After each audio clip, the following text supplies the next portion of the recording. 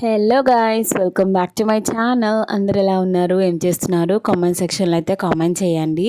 చాలాసార్లు నా పూజ రొటీన్ని, నేను పూజ ఎట్లా చేసుకుంటాను అన్నది మీతో షేర్ చేసుకున్నాను.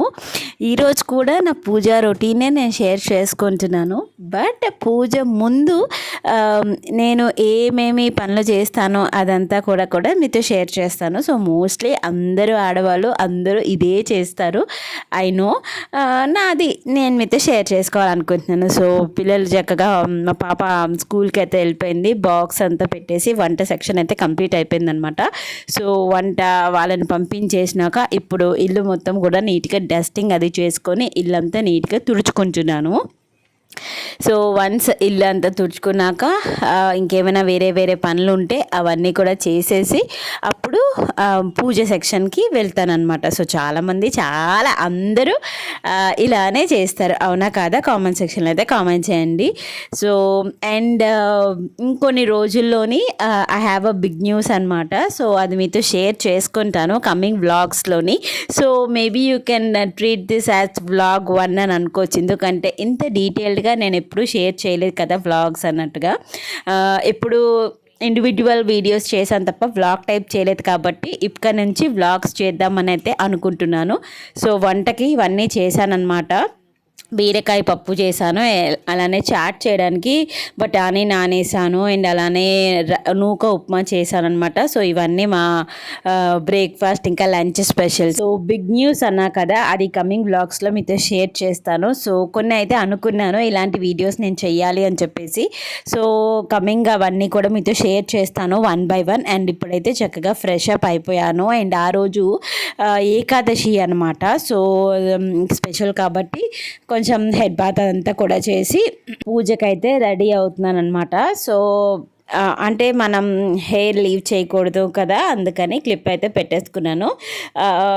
హడావిడిలోనే నైటీ వేసేసుకున్నానండి. సో మళ్ళీ కామెంట్ సెక్షన్లో కామెంట్ చేయొద్దు నైటీ వేసుకొని చేయకూడదు అని చెప్పేసి. అవును కరెక్టే, బట్ ఆ రోజు ఇంకా కుదరలేదనమాట. అదనమాట. సో పూజ అంతా కూడా చక్కగా ఇట్లా చేసుకుంటున్నాను. సో ఆల్రెడీ అన్నీ కూడా రెడీ చేసేసుకున్నాను. దీపారాధనకి కుందుల్లోని నూనె అదంతా కూడా రెడీ చేసుకొని చక్కగా దీపారాధన చేసుకున్నాను. రోజు మనం చేసే పూజని పంచోపచార పూజ అంటాం కదా. అంటే దాంట్లోని మనం గంధము, పుష్పాలు, దీపం, ధూపం, నైవేద్యం, ఈ 5 కదా ఇవి. అందుకని వీటిని మనం పంచోపచార పూజ అని అంటాం అనమాట. సో రోజువారీ మనం ఇది నిత్య పూజలోనే ఇలానే అందరం కూడా చేస్తాం. దీపారాధన చక్కగా చేసుకున్నాక దానికి గంధము ఇంకా కుంకుమ బొట్లు అయితే ఇక్కడ పెట్టుకుంటున్నాను. సో పెట్టుకున్నాక అగరబత్తి ధూపం కూడా స్వామికి మనం చూపిస్తాము. ఈ ధూపం నేను టీటీడీ వెళ్ళినప్పుడు తీసుకొచ్చానండి అగరబత్తీస్. సో చాలా బాగున్నాయి అనమాట, మంచి సువాసన భరితంగా ఉన్నాయి నిజంగా. స్వామి ఫ్లవర్స్ తోటి, ఎండిపోయిన ఫ్లవర్స్తో చేస్తారు అని చెప్పేసి అంటారు కదా, ఆ ఫ్రాగ్రెన్స్ అయితే చాలా బాగా తెలుస్తుంది. సో వీటిలో కూడా చాలా ఫ్లేవర్స్ ఉన్నాయి. నేనైతే కొన్ని ఒక 4 or 5 ఫ్లేవర్స్ అయితే తెచ్చుకున్నాను. సో చాలా బాగున్నాయి ఇవైతే. సో చక్కగా స్వామికి ధూపము అన్నీ చూపించేసినాక రోజువారీ నేను కొన్ని పఠిస్తానన్నమాట. సంకటహర గణేష స్తోత్రము, అలానే సూర్య భగవానుడిది కొన్ని ఉంటాయి, అమ్మవారివి కొన్ని ఉంటాయి. సో అలా కొన్ని ఉంటాయి అన్నమాట. రోజువారీ ఇవి నేను పఠిస్తాను. సో చక్కగా పుష్పాలని సమర్పించుకొని నా పూజనైతే చక్కగా రోజు చదువుకున్నవన్నీ కూడా చదువుకుంటున్నాను స్వామి దగ్గర. సో వన్స్ పుష్పాలతోనే అంతా అయిపోయినాక మనం స్వామికి హారతి అలానే నైవేద్యము అవన్నీ కూడా పెడుతున్నాను. సో మీరు కూడా ఒకసారి చూసేయండి.